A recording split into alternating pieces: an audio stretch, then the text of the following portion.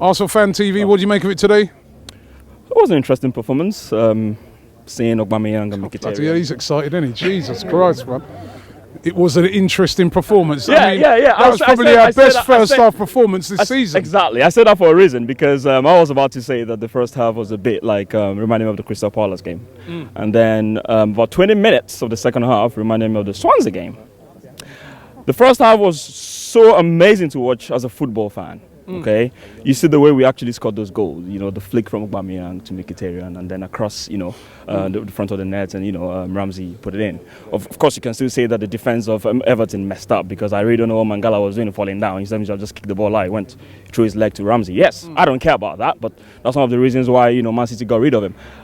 You see the goal from Ramsey, the shot. I thought the keeper should have done a better job, It was a slight deflection on it. Yeah. So maybe that to be fair, I think the keeper probably did a well to even. Yeah, I don't think he had a chance with that. Yeah, you can say that. I have not seen the replay, but from where I was sitting, it actually looked like a straight shot. But yeah, and then come on, the dink from Aubameyang. Offside. That's the kind of quality. I don't care about the offside. I don't care about the offside. As far as I'm concerned, that was a goal. A goal is a goal as far as I'm concerned. This time around, I'm not going to talk about the offside because I'm going to take it as a fan. There's been a lot about it, whether he's offside or not, he still showed the quality to control it and dink it over. And he looks a quality player, even in his first game. And the other thing we have to remember about this guy is his goal scoring record is phenomenal. That is now, 22 goals this season? I think it's right. I think he's got 140 something goals in 200 and something performance. 39 goals last season, 40 the season before, and as I said, already on I think that's 22, 23 goals this season. Exactly. See, they're all singing his name. That's the kind of thing we want in this club. And I've been saying this for a long time.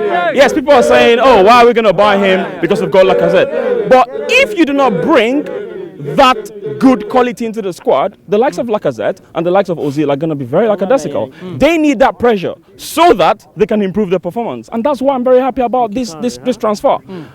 In as much as I'm talking about the attack, I'm still going to talk about the defense, okay?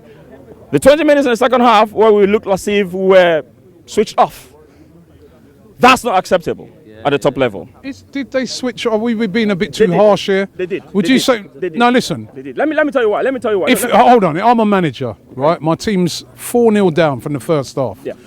When they walk in through the door, I'm going to absolutely slaughter them and say, when you get out there, do not play like how I saw you play in that first half. I want to see, look at all those fans that we brought here. I want to see a massive effort in the second half. So I kind of expected that in the second half, Everton were going to come out and you were going to see a much better Everton. Yeah. And I kind of expected at Arsenal, you're 4-0 up. You don't want to go, we've done it before, 4-0 up. Yeah. We're gun-ho and it, right? Yeah. So you're going to expect a little. So I think people are being a slightly bit too harsh. You've got to expect that Everton are going to come out and play a lot better in that second half than they did in the first. Robbie, you are totally right saying what you said. But based on what I saw in this performance, I don't think the drop in performance by Arsenal in the second half was down to the fact that Everton played better. I just thought they reduced their intensity a bit. This is what I thought. Okay. It's kind of natural though, isn't it? You're going to drop. No. And this is where you actually have to separate the men from the boys. Okay. The likes of Barcelona and the likes of Bayern Munich, forget it. They're going to give you 8-0. They're not going to concede the goal. You know what I mean? So you have to think about that. Okay. Now, Wenger said something that he was supposed to have done a good defensive business, and he didn't do it. That's bollocks. If he really wanted to get the defenders or the defensive midfielders, he would have done it. Who would you have got? In a January, it's really hard to get the exact players you want in a January transfer window. We're talking about Oblak, and Johnny Evans. Did you do anything about it? It's just rumours. There's a few clubs that bid for Johnny Evans. They didn't let him go. And is Johnny Evans the answer to our defence? Okay, I'm gonna tell you something I saw today. I don't know if everyone noticed, and it's sort of a warning for Mustafi.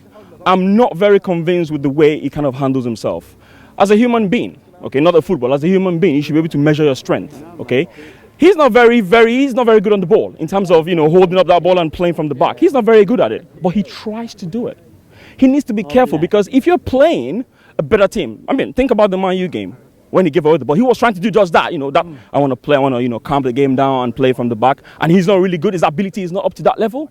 If you should measure your strength and your ability and know what to do, he needs to be careful because if we go and play like this against Tottenham, with the form they're in and the way they played against Man City. Can we beat them? Sorry, Manchester United. Can we beat them? I mean, we can beat them, definitely. We know we can beat them. But you still need to be, you know, if you want to beat them. That's my point. And if you're going to play against them, I mean, look at Ramsey today. He scored a hat-trick. Okay? Yes, I know he scored a hat-trick.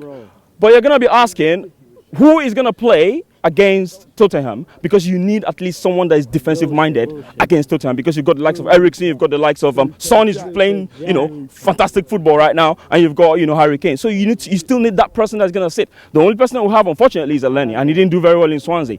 Perhaps I'm going to bring him in, or give special instructions to the likes of Wilshere or Ramsey. Special instruction, and the reason I say special, because Ramsey keeps running forward all the time. You need to give him special instruction that he needs to sit back, and that is the way we can actually win that game, in my opinion.